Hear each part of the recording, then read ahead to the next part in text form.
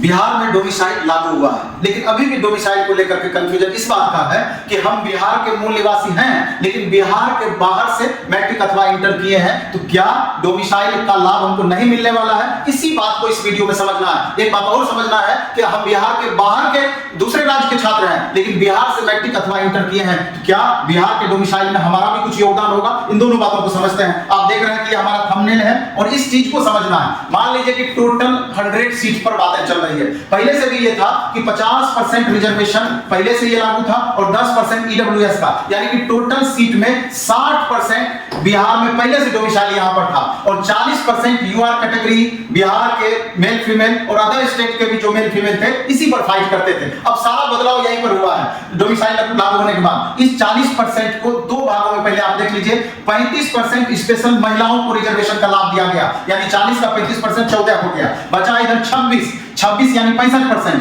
अब सारा खेला यहीं पर है। इस 26 को दो भागों में बांटा गया, एक 40%, दूसरा 60%। तो 26 का 40% लगभग 10.5 होता है और बाकी इधर 60% का मतलब लगभग 15 के करीब आपका होता है।